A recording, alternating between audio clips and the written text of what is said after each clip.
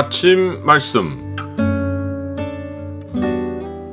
오늘 본문 말씀은 마가복음 15장 16절에서 23절입니다.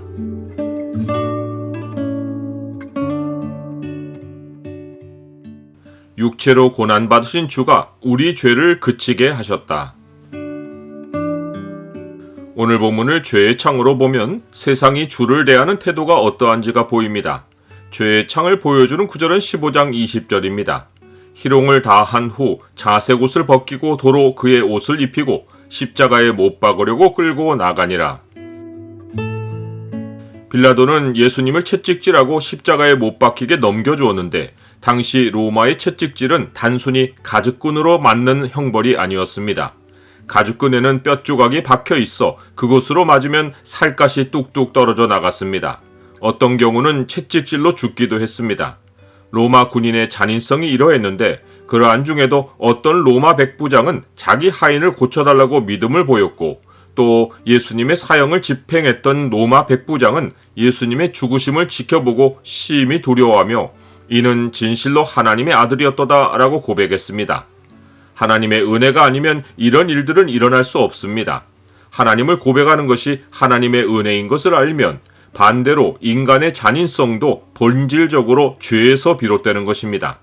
하나님에게서 떨어진 사람은 상황만 주어지면 잔인함은 자연스럽게 표출됩니다. 군인들은 예수님이 채찍에 맞아 거의 죽은 사람이 되었지만 예수님을 끌고 브라이도리온이라 하는 로마 공직자들이 머무는 관사, 뜰 안으로 들어가서 온 군대를 모았습니다.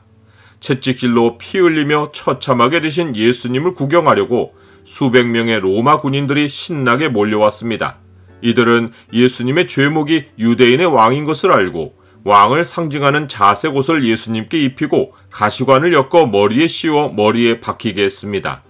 피가 머리에서 흘러내려 피범벅이 되셨을 예수님을 가운데 두고 군인들은 경례하며 유대인의 왕이여 평안할지어다 라고 하며 희롱했습니다.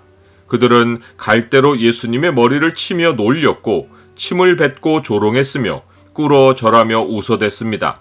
이들만 아니라 수많은 시대 수많은 사람이 생각으로 혹은 글로 하나님을 놀리고 조롱하며 멸시했습니다. 지금도 주님은 사람들의 사상 속에서 채찍질 당하시고 수도 없이 죽임을 당하십니다. 군인들은 희롱을 다한 후 자색 옷을 벗기고 도로 예수님이 입으셨던 옷을 입히고 십자가에 못 박으려고 끌고 나갔습니다. 세상은 때로는 기독교를 존중하는 듯한 모습을 보이는데 우리가 속지 말아야 할 것은 그들은 마침내 본래로 돌아와서 외식으로 존중하던 태도를 바꾸어 기독교를 핍박하며 죽이기 때문입니다.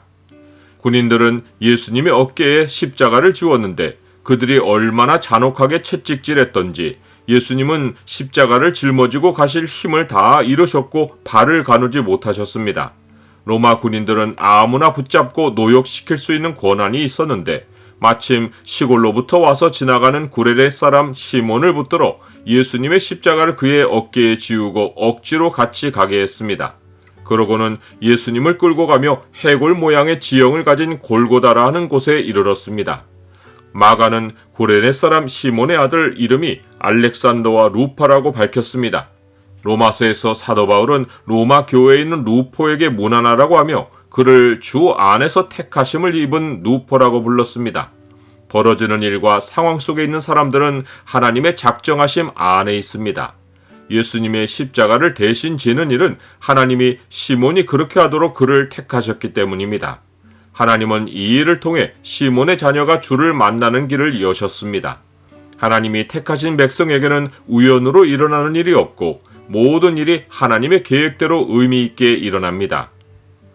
나는 억지로 하게 되는 일에도 하나님의 뜻이 있음을 믿습니까? 군인들은 예수님을 십자가에 못 박기 전에 자기들 딴에는 자비를 베푼다고 쓸개 탄 포도주를 예수님께 주어 마시게 했습니다.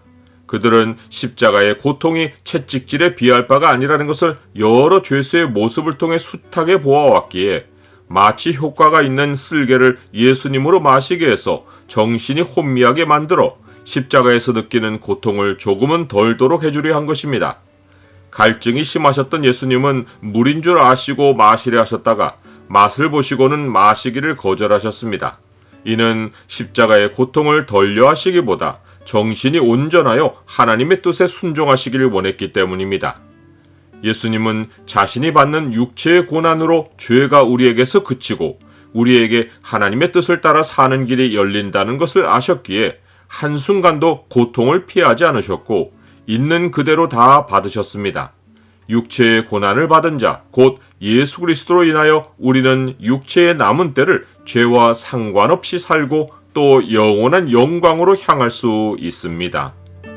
그리스도께서 이미 육체의 고난을 받으셨으니 너희도 같은 마음으로 갑옷을 입어라.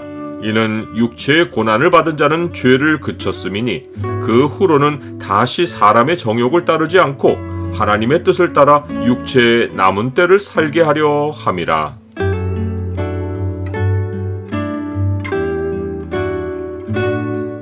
주님, 주가 채찍에 맞으시는 현장은 상상만 해도 몸이 움찔거리고 주가 희롱당하신 현장을 생각하면 인간의 잔인성에 몸이 떨립니다. 주가 고통당하심으로 저를 죄에서 구원해 주시고 영원한 생명으로 향하게 해주셔서 감사합니다. 예수 그리스도 이름으로 기도드립니다. 아멘.